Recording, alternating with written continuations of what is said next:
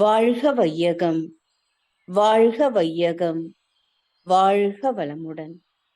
குரு வாழ்க, குருவே துணை. தியானமே யோகம், யோகமே ஞானம். தமிழ் ஆனந்த யோகத்தின் இன்றைய சிந்தனை துளி பண்டிகை. சமுதாயத்தில் உள்ளவர்கள் வாழ்நாள் முழுவதும் சிந்தனை, சிக்கனம், சீர்திருத்தம் போன்றவற்றை மறக்கவே கூடாது என அருட்தந்தை வலியுறுத்துகிறார். ஒவ்வொரு செயலையும் செய்வதற்கு முன் நன்கு சிந்தனை செய்ய வேண்டும். நமது ஆற்றலை, பணம் அல்லது பொருளை வீணாக்காமல் அனைவருக்கும் பயனுள்ள வகையில் சிக்கனமாய் செலவு செய்தல் வேண்டும். பல தலைமுறைகளின் வழக்கத்தால் ஏற்பட்ட பழக்கங்களை சீர்திருத்தம் செய்யவும் வேண்டும். உதாரணமாக, அறுவடை தினத்தை கொண்டாடும் விதமாக பொங்கல் திருநாள் கொண்டாடப்படுகிறது. இதனை பண்டிகை என்று கூட சொல்கிறோம். பண்டிகை என்பதை சரியாக உச்சரிக்க வேண்டும் என்றால் பண்ட ஈகை என்பதே உண்மையில் சரியானது.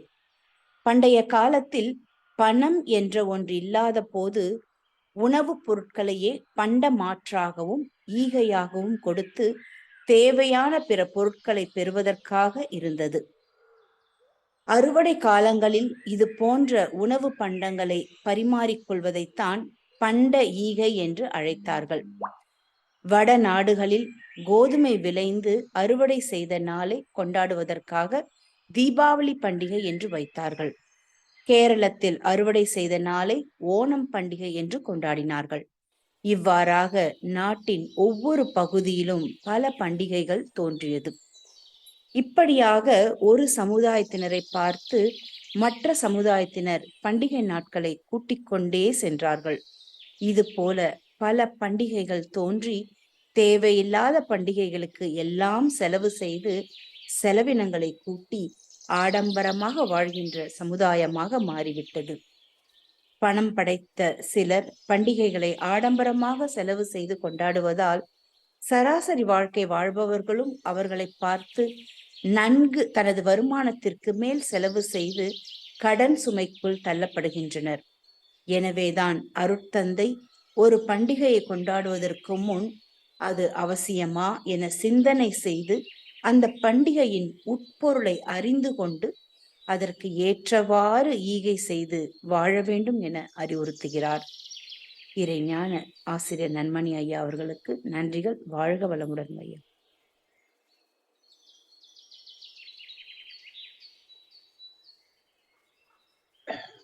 வாழ்க வளமுடன். நன்றி அம்மா. வாழ்க வளமுடன்.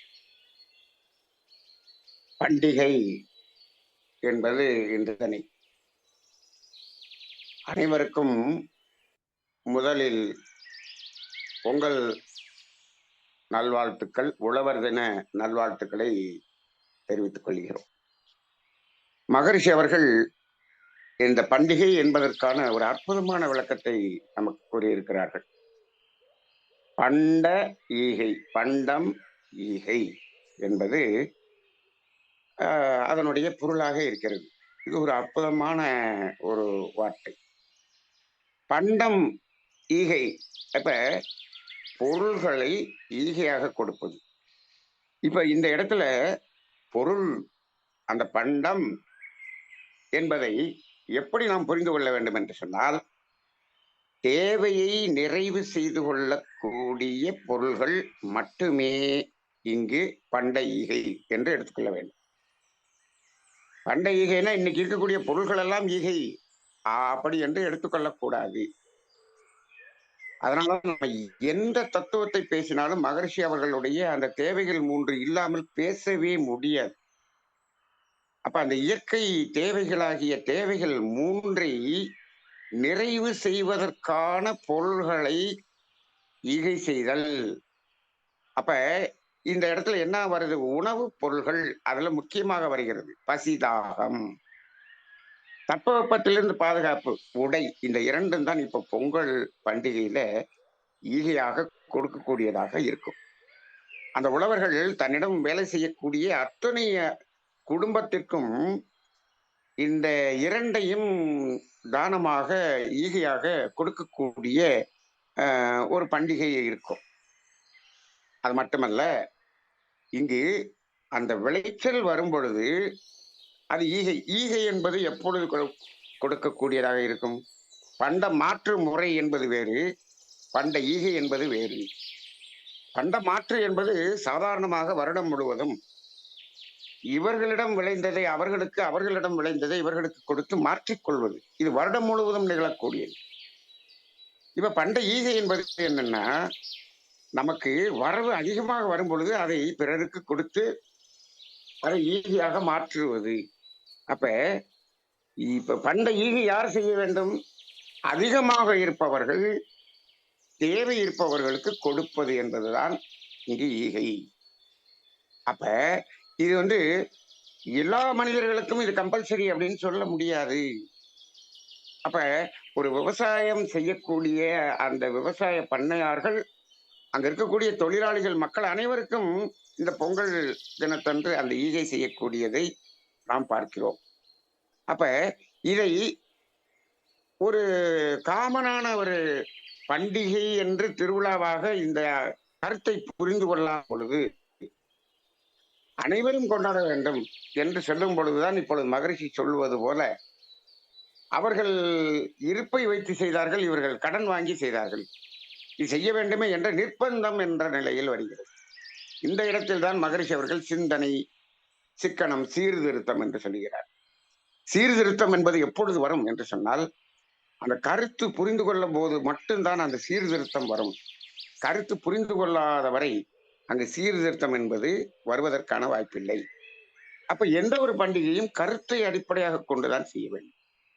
ஆனால் இப்பொழுதெல்லாம் என்ன ஆயிடுச்சு? மதம் சார்ந்த பண்டிகைகள் நிறைய வந்துவிட்டது.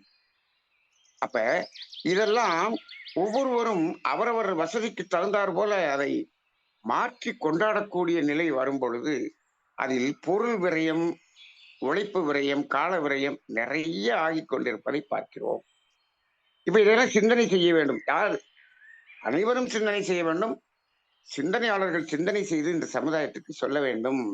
அந்த சீர்திருத்தம் வரவில்லை என்று சொன்னால், இதை நாம செயற்கையாக நாம் சமுதாயம் துன்பத்தில் போய் சிக்கிக் கொள்ளக்கூடிய ஒரு நிலை வருகிறது.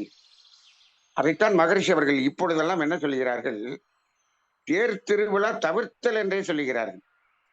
இதெல்லாம் எப்படி என்று சொன்னால், இதெல்லாம் நல்லதுதானே என்று சொன்னால், மகரிஷி அவர்கள் சொல்வார்கள், எந்தெந்த காலத்தில், எந்தெந்த சூழ்நிலையில் எவையெல்லாம் அங்கு நடைமுறையாக்கப்பட்டதோ அது இந்த காலத்தில் இப்பொழுது இருக்கக்கூடிய சூழ்நிலைக்கு பொருந்தவில்லை என்று சொன்னால் அதை நீக்கி விடுவோம் அல்லது மாற்றி அமைத்துக் கொள்வோம். இதுதான் மகரிஷியனுடைய ஒரு தத்துவம். ஒரு காலத்துல சைக்கிள் வாங்குறது, சைக்கிள்ல போறது அப்படிங்கிறது ஒரு பெரிய விஷயமாக இருந்தது. இன்னைக்கு சர்வசாதாரணமாக கார் வாங்கக்கூடிய அளவுக்கு மனிதன் மாறிக்கொண்டானே. இல்லை, நமது வழக்கம் சைக்கிளில் போவது என்று இருக்கலாமே, அதற்கு தகுந்தாற்போல் ஒவ்வொன்றையும் மாற்றிக்கொண்டோம். அதே போல ஒவ்வொரு சூழ்நிலைகளுக்கு தகுந்தாற்போல் மாற்றிக்கொள்ள வேண்டியது வருகிறது. அப்படி பார்க்கும் பொழுது இப்பொழுது இந்த தேர் திருவிழா என்பதெல்லாம் எவ்வளவு இடைஞ்சலாக மாறிவிட்டது. அப்ப அது அந்த காலத்துக்கு தகுந்தாற்போல் அதை மாற்றிக்கொள்ள வேண்டும் என்று மகரிஷி அவர்கள் சொல்வார். அதுதான் சிந்தனை, சிக்கனம், சீர்திருத்தம் என்பது. இந்த பண்டிகை காலங்களில் நாம் அதை சிந்திக்க வேண்டியதாக இருக்கிறது. சரி, இந்த பண்டிகை காலம் என்பது வருடத்துக்கு ஒரு முறை வரக்கூடியதாக இருக்கிறது. இது பண்ட ஈகை. பொருள்கள் ஈகை என்பது வருடத்துக்கு ஒரு நாள். இது அன்னைக்கு மட்டும் செய்தால் போதுமா என்றால் அப்படியும் இல்லை. இது இன்று தொடங்குகிறோம். இதை தேவைக்கு மேல் இருப்பவர்கள் இதை வருடம் முழுவதும் அவர்கள் செய்து கொண்டு இருக்க வேண்டும் என்பதை ஞாபகம் படுத்துவதற்காகத்தான் இருக்கிறது. சரி, இப்பொழுதெல்லாம் இந்த பண்ட ஈகையை விட அறிவு ஈகை என்பது மிகவும் அவசியமானதாக இருக்கிறது. அப்ப அந்த அறிவு ஈகை செய்வதற்கு ஏதாவது ஒரு நாள் இந்த பண்ட ஈகை மாதிரி அறிவு தினம், அறிவு ஈகை தினம் என்று ஏதாவது வைக்க வேண்டுமா என்றால் இல்லை. அதற்கு காலம் எதுவுமே பார்க்க வேண்டியதில்லை. இது வருடம் முழுவதும் அந்த அறிவு தானம் என்பது செய்து கொண்டே இருக்க வேண்டிய ஒரு சூழ்நிலை. ஏனென்று சொன்னால் மனிதர்களை அப்பொழுதுதான் விழிப்புணர்வில் வைத்துக் கொள்ள முடியும். அப்ப அந்த அறிவு ஈகை என்பது வருடம் முழுவதும் நாம் செய்து கொண்டிருக்க வேண்டியதாக இன்றைய சூழலில் இருக்கிறது. இப்போ எந்த ஈகையாக இருந்தாலும் அந்த ஈகை என்ற வார்த்தைக்கு ஒரு மதிப்பு கொடுக்க வேண்டும். எப்படி? அந்த ஈகை என்பது கொடுக்கிறோம், கொடுக்க வேண்டும் என்பதற்காக கொடுக்கிறோம். கொடுக்கிறோம் என்ற அந்த நினைவு கூட இல்லாமல் கொடுக்கிறோம். இப்படி யார் கொடுக்கிறார்கள்? வேண்டியவர்களுக்கு கொடுப்பது, எதிர்பார்த்து கொடுப்பது, இப்பொழுது கொடுத்தால் பின்னால் கிடைக்கும் என்று நினைத்து கொடுப்பது, இப்படியெல்லாம் கொடுத்தால் அது ஈகையாகாது. அது அறிவு ஈகையாக இருந்தாலும் சரி, பொருள் ஈகையாக இருந்தாலும் சரி. என்னிடம் அதிகமாக இருக்கிறது, நான் கொடுக்கிறேன். அவ்வளவுதானே தவிர அதை ஏதேனும் நோக்கத்தோடு கொடுப்பது என்பது ஈகை ஆகாது. இப்பொழுது பாருங்கள், இந்த பண்டை ஈகை என்று சொல்வது கூட அது எதிர்பார்ப்போடு கொடுக்கக்கூடியதாக நிறைய மாறிவிட்டது. இவர்கள் இந்த பண்டிகைக்கு எனக்கு கொடுத்தார்கள், நான் அவர்களுக்கு கொடுத்தோம். இதெல்லாம் இந்த பண்ட மாற்றாக மாறிக்கொண்டிருக்கிறது. இப்போ அறிவு ஈகை என்பது கூட இப்பொழுது எப்படி மாறிக்கொண்டிருக்கிறது என்று சொன்னால், அறிவை ஈகை செய்து பொருளை பெறுவது என்ற அளவில் இப்பொழுது ஆன்மீக அமைப்புகள் மாறிக்கொண்டிருக்கிறது. இது ரொம்ப வேதனைக்குரியது. அதாவது இந்த பொருள் என்பது இந்த உடல் உயிர் இங்கு வாழ்வதற்கான ஒரு ஒரு சிறிய தேவை. நமக்கு இந்த பொருள் தேவை என்பது உயிரோடு இருப்பதற்கான ஒரு தேவை. நமது வாழ்க்கையில அந்த தேவை என்பது ஒரு குறைந்த சதவிகிதமே இருக்கிறது. ஆனால் நாம் இறை உணர்வு பெற்று அந்த ஆனந்த ஒரு உணர்வில் வாழ வேண்டும் என்பது அதனுடைய தேவை இருக்கிறதே, அதனுடைய சதவிகிதம் கூட அதிகம். மனம் அதாவது இயற்கை ரசித்தல் என்பதே ஒரு பெரிய தேவை. இறை உணர்வு பெறுவது பெரிய தேவை. அப்ப இதற்குத்தான் அறிவு என்பது. அப்ப அறிவினுடைய தேவை இன்றைக்கு அதிகமான அளவு.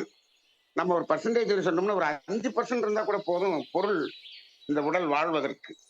95% நாம் அந்த இறை உணர்வு பெற்று அந்த இயற்கையோடு ஒன்றி ஆனந்தமாக வாழ்வதற்கு 95% தேவை என்பது அறிவு தேவை இருக்கிறது.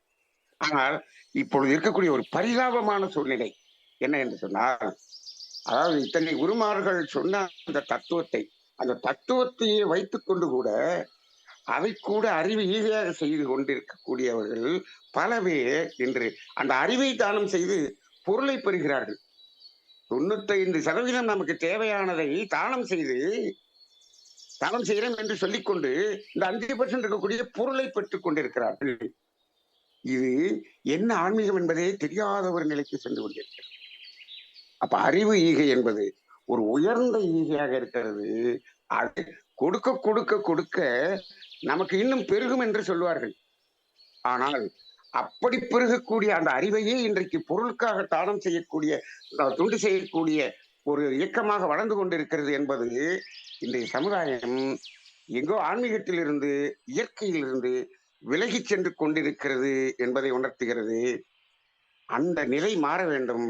இது குருவுக்கு செய்யக்கூடிய துரோகமாகவும் இருக்கிறது, இயற்கைக்கு செய்யக்கூடிய துரோகமாகவும் இருக்கிறது. இந்த பண்டிகை நாளிலே இந்த உணர்வு நாம் அனைவருக்கும் வெளிப்பட வேண்டும்.